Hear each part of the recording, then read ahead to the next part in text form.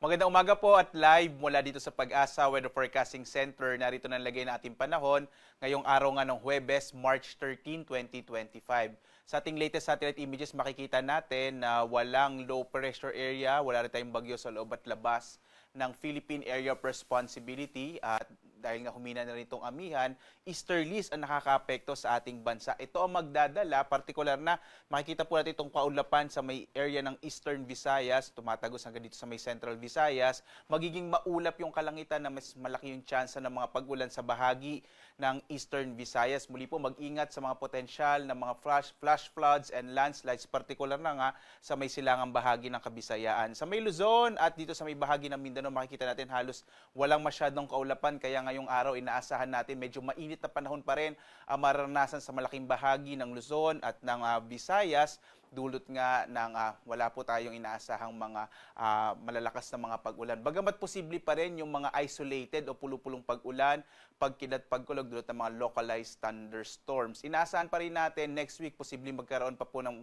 mabugso ng amihan, bagamat posible dito na lamang sa may northern part ng Luzon. At matapos noon, posible po by next week or the week after next ay magtatapos na nga yung panahon ng amihan. Dito nga sa Luzon, inaasahan natin malaking bahagi ng Luzon ngayong araw ay makararanas ng mainit na panahon. Bagamat posible pa rin yung mga isolated o pulupulong pag-ulan, pagkilat, pagkulog. Kadalasan nangyayari po yan sa hapon hanggang sa gabi. Yung agwat ng temperatura natin sa Lawag, 23 to 33 degrees Celsius, sa Baguio 16 to 25 degrees Celsius, sa Tuguegarao naman nasa 23 to 33 degrees Celsius, sa Metro Manila 24 hanggang 34 degrees Celsius, sa Tagaytay 23 to 32 degrees Celsius, sa Legazpi naman 25 to 32 degrees Celsius.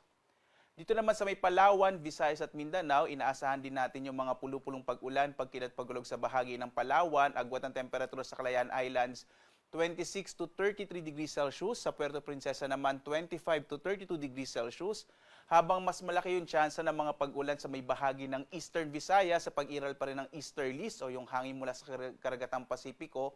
Ang nalalabing bahagi ng Kabisayaan ay makararanas naman ng mga isolated o pulupulong pag-ulan, pagkidlat, pagkulog. Agwat ang temperatura sa Iloilo, 25 to 32 degrees Celsius. Sa may bahagi naman ng Cebu, 26 to 32 degrees Celsius. Sa Tacloban, 25 to 31 degrees Celsius. At malaking bahagi nga ng Mindanao ay makararanas din ng medyo mainit na panahon na may mga pulupulong pag-ulan, pagkidlat, pagkulog, dulot ng mga localized thunderstorms. Agwat ang temperatura sa Zamboanga, 24 to 34 degrees Celsius. Sa Davao naman, 24 to 33 degrees Celsius. Habang sa Cagayan de Oro, 24 to 31 degrees Celsius. Samantala, dahil nga humina na itong amihan, wala tayong nakataas na gale warning sa anumang bahagi ng ating bansa. Sa may silangang bahagi ng ating kapuluan, katamtaman, hanggang sa kuminsan ay may maalong karagatan pa rin ang maaaring maranasan. Mag-ingat pa rin, lalo na kapag may mga thunderstorms na kuminsan nagpapalakas ng alon ng karagatan. Mag-ingat po, lalong-lalo na yung mga malilitas sa sakyang pandagat.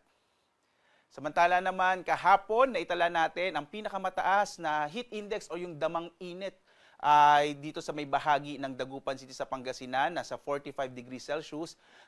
Sumunod naman po yung Puerto Princesa, Virac at sa may Cotabato City, naramdaman ay nasa 42 degrees Celsius. Muli po, yung minemeasure natin o yung sinusukat natin, yung heat index, ito yung nararamdamang init, pinagsamang moisture ng hangin o yung tubig sa hangin at gayon din yung temperatura, aktual na temperatura. Sa Metro Manila, sa 37 to 39 degrees Celsius naman yung naramdamang init kahapon. Ito po yung pinakamataas na naramdaman dito sa bahagi ng Metro Manila kahapon.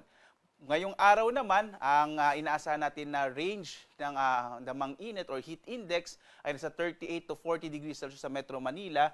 At ang pinakamataas na maaring maranasan na heat index sa ating bansa ngayong araw ay sa may Dagupan City muli at maaring umabot na hanggang 45 degrees Celsius. Muli po mga kababayan, mag-ingat po tayo lalo na bandang tanghali hanggang bandang alas 2, alas 3 ng hapon dahil doon po pinaka nararanasan yung matitinding init po na dulot nga dahil papasok na rin tayo sa panahon ng tag-init.